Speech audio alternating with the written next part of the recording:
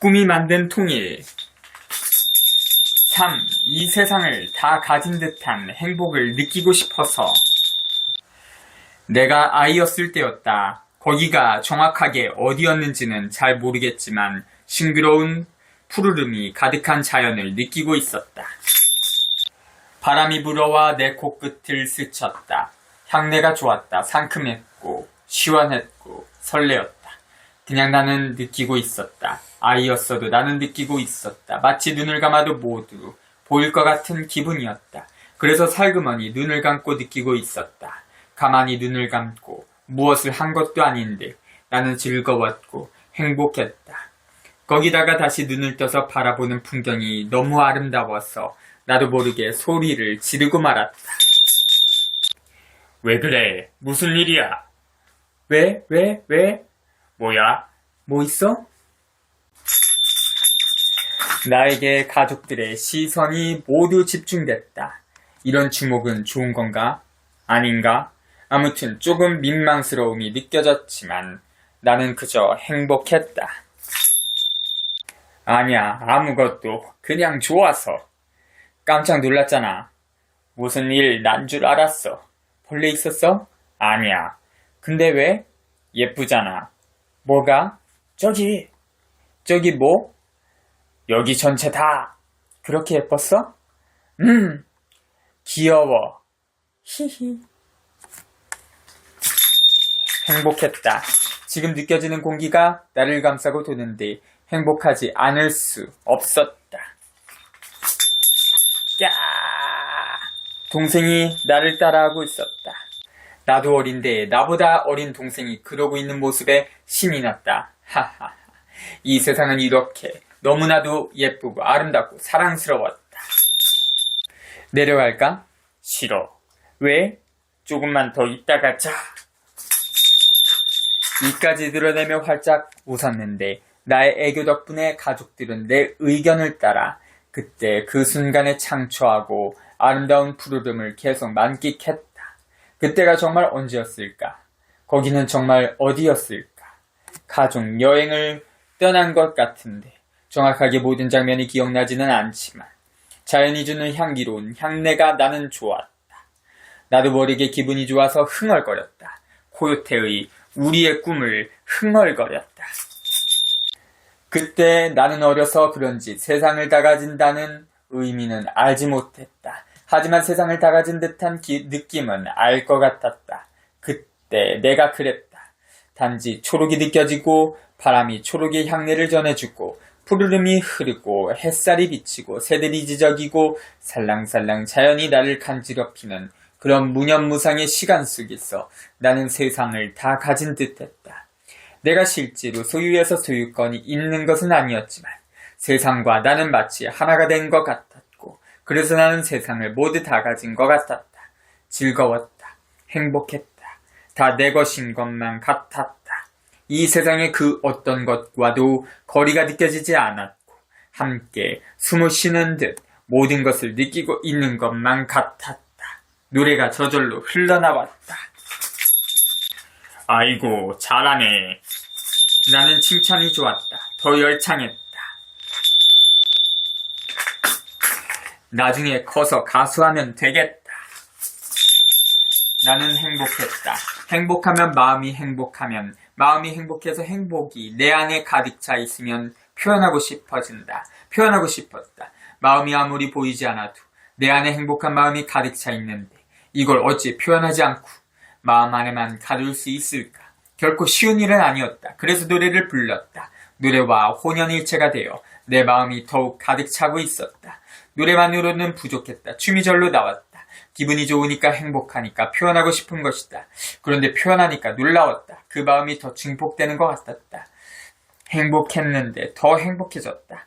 행복한 마음이 노래를 부르니까 더 행복해졌고 춤을 추니까 더더더 행복해졌다.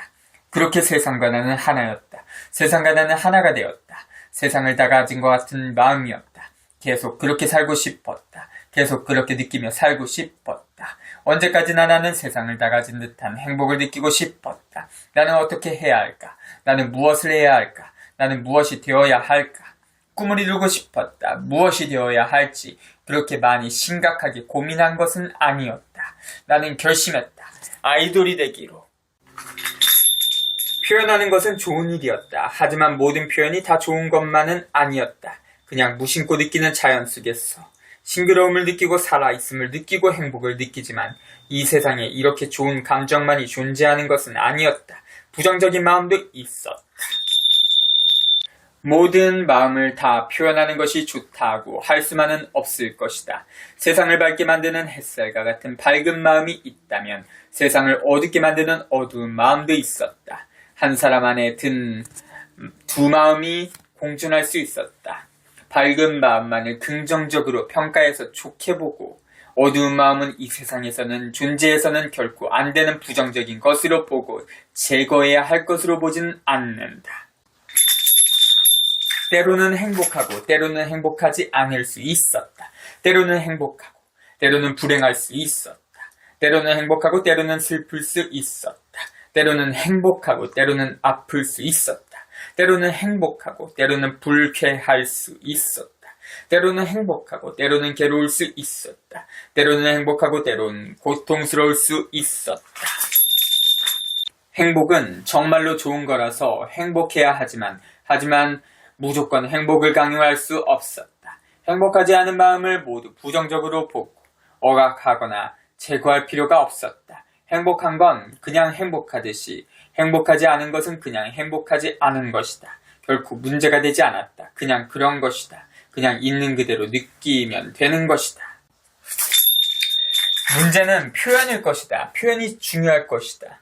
그렇다고 해서 행복한 마음만을 표현하고 행복하지 않은 마음을 모두 억압하거나 무조건 표현을 금지해야 하는 것은 아닐 것이다. 부정적인 마음일지라도 표현하고 싶다면 표현하면 좋을 것이다. 내면에 갇혀 있었던 부정적인 감정들이 해소되면서 자유로워지고 치유될 수 있었다. 문제는 그 표현 자체를 잘해야 하는데 어떻게 하면 좋을까? 어렸을 때 나에게는 세상을 다 가진 듯한 행복만 있었던 것은 아니었다. 나에게도 부정적인 마음이 있었다. 질투했었다. 질투가 났었다.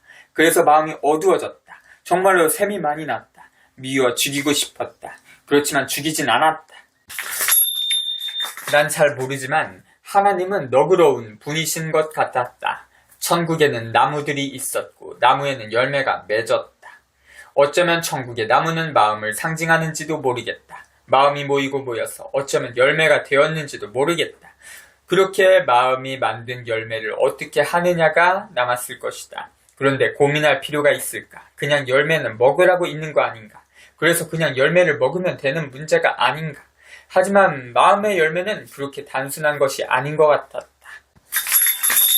환한 햇살과 같은 밝고 좋은 마음이 있는가 하면 세상이 어둡게 만들 탐욕적이고 치명적인 마음이 있을 것이다. 선하고 좋은 마음이 세상에 펼쳐지면 세상은 아름다워질 것이고 천국이 될 것이다. 어둡고 탐욕적인 마음이 세상에 펼쳐지면 난장판이 될 것이고 지옥이 될 것이다. 누구나 어두운 마음을 가질 수 있었다. 욕심을 부릴 수 있었다. 질투가 날 수 있었다. 탐욕이 꿈틀거릴 수 있었다. 누군가를 죽이고 싶을 정도로 미움이 가득할 수 있었다. 복수를 꿈꿀 수 있었다. 미워할 수 있었다. 미워 죽이고 싶을 수 있었다. 이 세상에 존재하는 부정적인 마음을 다 가질 수도 있었다. 그렇지만 그런 마음을 가졌다는 이유로 지옥으로 가는 건 아닐 것 같았다. 그런 마음을 가졌다는 이유만으로 천국에서 쫓겨나는 건 아닌 것 같았다.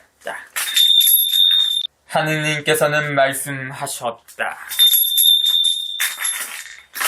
이 동산에 있는 나무 열매는 무엇이든지 마음대로 따먹어라.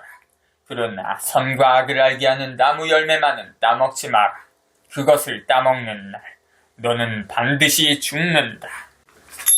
솔직히 선악과가 무엇을 말하는지는 잘 모르겠다. 그것의 정체를 정확하게 알지는 못하겠지만 분명히 말해 좋지 않은 것만은 확실했다. 선과 악을 알게 하는 나무는 천국에 존재할 수 있었지만 그 나무 열매를 따먹는 것은 다른 것일 수 있었다. 만약에 천국의 나무가 마음을 표현한 것이라면 열매를 따먹는 것은 어쩌면 선택이고 어쩌면 행동이고 어쩌면 표현일 수 있었다. 성경에서는 직접적으로 표현하지 않았고 포괄적인 의미로 말한 것 같았다. 누군가가 미울 수 있었다. 누군가가 미워 죽이고 싶을 수 있었다. 그것은 하나의 마음이었다. 이런 마음을 가졌다고 해서 하나님께서 천국에서 추방하지는 않으셨던 것 같았다. 그런데 만약에 그 마음이 표현되었다면 어떻게 되었을까? 꿀밤을 주는 마음을 표현을 보고 하나님께서는 천국에서 나가라고는 하신 것 같지 않았다. 그렇다면 마음과 같이 진짜로 죽인다면 어떻게 될까? 와, 생각하기도 싫다. 그런데 왜 선과 악을 따질까? 그냥 있는 그대로 느끼고 행복하면 되는 거 아닌가? 좋고 나쁨을 따지는 것은 다 이유가 있을 것이다. 좋은 것을 좋다고 느끼고 나쁜 것을 나쁘다고 느끼는 것은 나쁘지 않다고 본다. 당연한 것이 아닌가? 그런데 거기에 욕심이 들어가면 어떻게 될까? 탐욕이 들어가면 어떻게 되는 걸까? 보통 선과 악의 판단은 물건에 대한 것이다. 그런데 물건이 아닌 사람이라는 존재에 대해 선과 악의 판단을 한다면 그것은 무엇을 의미하는 걸까? 누군가보다 누군가가 더 선하다면, 누군가보다 누군가가 더 우월하다면, 그렇다면 그것은 다스리고 지배할 수 있는 이유가 될 것이다. 노력한 만큼 정당한 성취를 얻는 게 아니라 누군가보다 우월하다는 이유만으로 착취할 수 있는 명분이 생기는 것이다. 누가 그걸 좋아할까? 하나님도 안 좋아하실 것 같아. 설마 그런 의미는 아니겠지? 만약 내 생각대로 천국의 나무가 마음을 나타낸 거라면 일체 유심주, 마음이 모든 것을 지어낸다는 말이 있는데 그렇긴 하지만 그렇다면 마음이 지어낸 세상을 미리 알 수는 없을까? 마음이 만들어낸 열매를 따먹기 전에 그 열매의 정체를 알 수는 없을까? 좋은 열매는 좋은 세상을 만들 것이고 나쁜 열매는 나쁜 세상을 만들 것인데 내가 생명과를 먹었는지 선악과를 먹었는지 모를 수도 있지 않을까? 미리 안다면 선택에 후회가 없을 수 있지 않을까?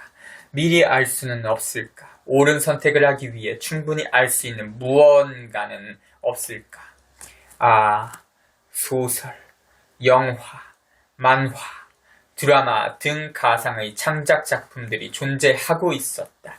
그런 상상의 창작품들을 통해 미래를 미리 엿볼 수도 있을 것 같았다. 궁금했다. 내 미래는 어떻게 될까? 그리고 내가 질투에 미워했던 하누리의 미래는 어떻게 될까? 하누리는 하나밖에 없는 내 사랑스러운 동생이었다. 부모님의 사랑을 한 몸에 받았던 나는 하누리가 태어나면서 달라지는 상황을 지켜볼 수밖에 없었다. 부모님이 나에게 주었던 사랑이 동생에게로 간 것이다. 그렇게 온전하게 사랑받다가 부모님의 사랑이 동생에게로 옮겨가니까 느낄 수 있었다. 허전함을. 그래서 질투가 났다. 그래서 미웠다. 미워 죽이고 싶었다. 그렇지만 동생을 바라보는 순간이 행복했다. 하늘과 땅이 어우러진 자연 속에서도 행복을 느꼈지만 이렇게 가만히 동생을 바라보고 있어도 행복을 느낄 수 있었다. 행복했다. 사랑스러웠다. 그렇게 미워 죽이고 싶었던 동생을 죽이지 않고 가만히 안아줬다.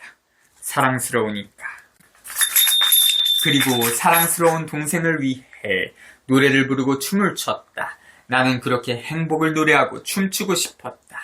그렇게 이 행복을 영원히 누리기 위해 나는 아이돌이 됐다.